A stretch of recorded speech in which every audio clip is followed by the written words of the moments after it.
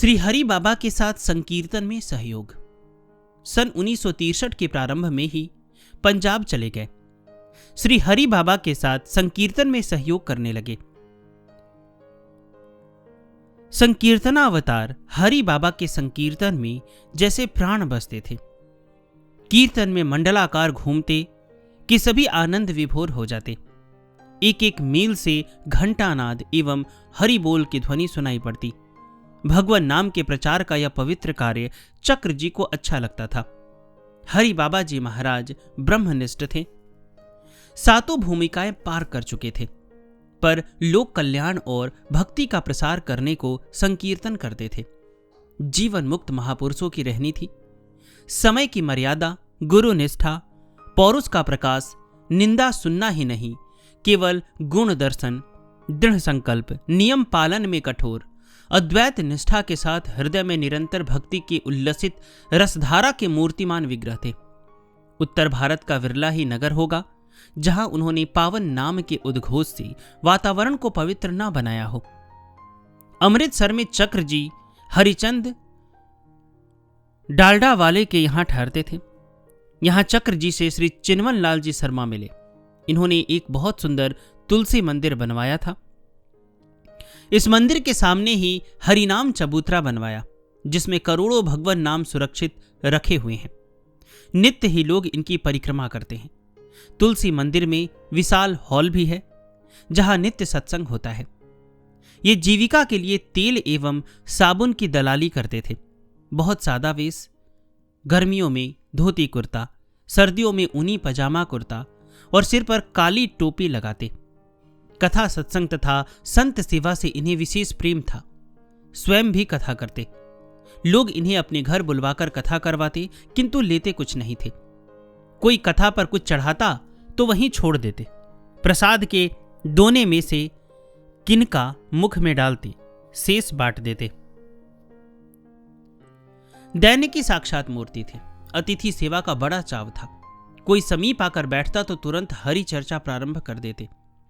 चाहे वह व्यक्ति कितनी भी देर बैठे, इनके मुख से संसारी चर्चा निकलती ही नहीं थी। कोई दूसरी चर्चा करता भी तो यह घुमा फिराकर बात को पुनः भगवत चर्चा पर ले आते। जीवनचर्या ऐसी थी कि हरि चर्चा करते अथवा मौन रहते। इनके 3 पुत्र थे। तीनों अपना अपना स्वतंत्र कार्य करते। ये पति पत्नी अलग रहते। श्री राम नवमी को बड़ी धूमधाम से मनाते। इसका प्रसाद दूर दूर तक लोगों के हाथों तथा डाक से प्रभु प्रेमियों के यहां भेजते थे। अमृतसर की बहन प्रमिला दीदी, जो वर्षों से वृंदावन वास कर रही हैं, इन्होंने बताया, श्री राम नवमी के महोत्सव में हमने अपनी आंखों से केसर की वर्षा होते देखी है। इन्होंने जीवन पर्यंत सत्संग, उत्सव, संकीर्तन करते हुए हरिधाम को प्रयाण किया।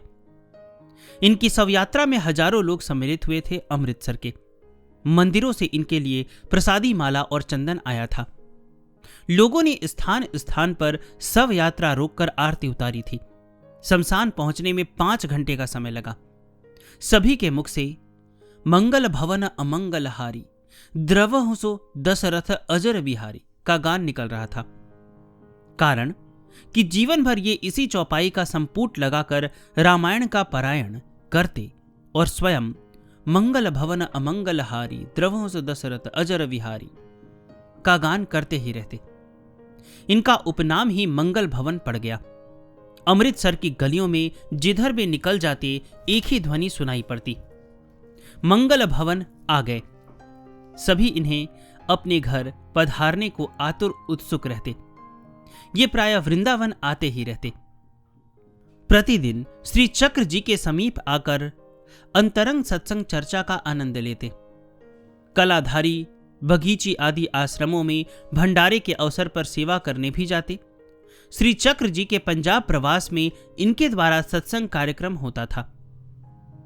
चाकुलिया में संपन्न हुए चैतन्य महाप्रभु की पंचसती समारोह के लिए संग्रह किए गए नाम लिखन कार्य में सबसे प्रथम स्थान भारत में पंजाब का रहा और यह चिन्मन लाल जी के सहयोग से ही संभव हुआ, जिसके प्रेरक श्री चक्र जी ही थे। श्री चक्र जी पंजाब में ही पूज्य हरि बाबा के साथ भगवान नाम प्रचार का कार्य कर रहे थे। उन्हीं दिनों पूज्य भाई जी श्री हनुमान प्रसाद जी पोद्दार का तार मिला तो गोरखपुर आ गए। भगवान नाम महिमा और प्रार्थना अंक के लिए संपादन कार्य में सहयोग देने के लिए। अगर आप भगवान नाम महिमा और प्रार्थना अंक प्राप्त करना चाहते हैं तो मैंने डिस्क्रिप्शन में लिंक दिया है, वहां से आप प्राप्त कर सकते हैं। सन 1965 में अनंत श्री स्वामी अखंडानंद जी महाराज के कर कमलों द्वारा सूक तीर्थ में वटवृक्ष के समीप सुखदेव जी के मंदिर में श्री कृष्ण के श्री विग्रह की स्थापना हुई। श्री चक्र जी इसी वर्ष ग्रीष्म ऋतु में सूक तीर्थ गए और सुखदेव जी एवं वटवृक्ष का दर्शन कर शिलापट्ट पर स्थापना की बात भी पढ़ी। तभी इनके मन में आया कि जब ये यहाँ विराजमान हो गए हैं तो इन्हें भागवत भी सुनानी चाहिए, और उसी समय स्वयं सप्ताह क्रम से प्रतिदिन मंदिर पर श्रीमद् भागवत जी का पारायण किया। श्रावण मास में सूक तीर्थ से वृंदावन गए। वहां पूज्य श्री स्वामी अखंडानंद जी सरस्वती से सूक तीर्थ में भागवत सुनाने का अनुरोध किया। उस समय तो महाराज जी टाल गए। बाद में भी 1-2 बार आग्रह किया, तब महाराज श्री ने सहजता से कहा, कथा में बहुत व्यय होगा, इतना द्रव्य क्या श्री जयदयाल जी डालमिया देंगे? श्री चक्र जी को यह बात अच्छी नहीं लगी। उन्होंने कहा कि जयदयाल जी मेरा परिचय ही कितना है, और अधिक हो भी तब भी वे क्यों देंगे? एक बार और कहने पर कहा, कथा में 50,000 से अधिक खर्च हो जाएंगे, आप कथा तो सुनाइए, चाहे 50,000 2-4 सुने और बढ़ा दीजिए। चक्र जी ने कहा, कन्हाई मेरा एकमात्र स्वजन, वही कथा सुनेगा और यजमान भी रहेगा तो चिंता जैसी तो कोई बात ही नहीं है। यह यजमान दरिद्र तो है नहीं। श्री चक्र जी के इन भाव भरे शब्दों पर भी जब विशेष ध्यान नहीं दिया, तब चक्र जी ने इनके लिए पुस्तकें लिखनी बंद कर दी। यह अपने मित्र के प्रति इनका स्नेहपूर्ण रोष था। सन 1967 ईस्वी में दैवीय संपद मंडल परमार्थ निकेतन ऋषिकेश की ओर से तीर्थ यात्रा ट्रेन निकली। इस यात्रा के घोषित अध्यक्ष अनंत श्री स्वामी अखंडानंद जी सरस्वती थे और ट्रेन के संचालन और व्यवस्था का दायित्व श्री स्वामी सदानंद जी सरस्वती, अध्यक्ष परमार्थ निकेतन स्वर्गाश्रम ऋषिकेश तथा परमार्थ आश्रम हरिद्वार के अध्यक्ष श्री स्वामी धर्मानंद जी सरस्वती पर था। इस यात्रा में आचार्य श्री भागवतानंद जी भी थे, जिन्होंने उस समय तक संन्यास नहीं लिया था, श्वेत वस्त्र में थे। ये स्वामी अखंडानंद जी के शिष्य हैं। इन्हें डॉक्टर के स्थान पर यात्रा में प्राथमिक चिकित्सा के लिए साथ लिया गया था।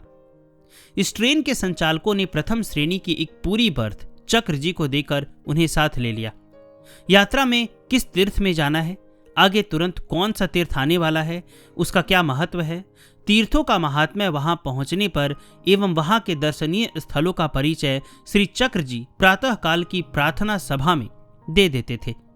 जब यह ट्रेन दिल्ली से चली तब चक्र जी अपनी बर्थ से स्वामी अखंडानंद जी सरस्वती के पास आ बैठे।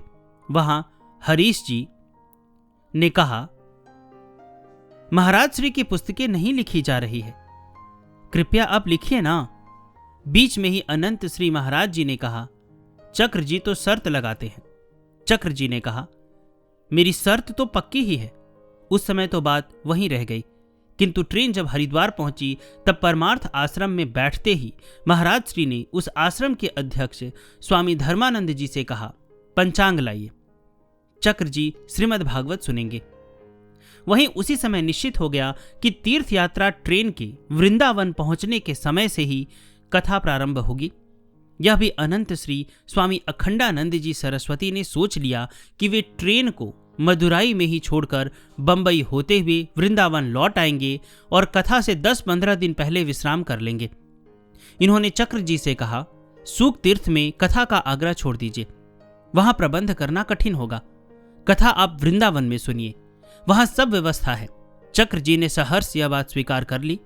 कई वर्ष पश्चात महाराज श्री ने 2 बार 15-15 दिन की श्रीमद् भागवत कथा सूक तीर्थ में दंडी आश्रम में की थी। ट्रेन के लखनऊ पहुंचने पर श्री चक्र जी प्रयाग चित्रकूट की यात्रा छोड़कर सीधे वाराणसी पहुंचे और कथा के संबंध में श्री विश्वंभर नाथ द्विवेदी जी को आवश्यक निर्देश देने लगे। इनका कहना है, कन्हाई दायित्व लेता है, किंतु कब? जब आप जो कर सकते हो वह सब कर चुके हो, अपनी पूरी शक्ति और संपत्ति लगा दे। इसके बाद कन्हाई से आशा करे तो वह कृपणता नहीं करेगा।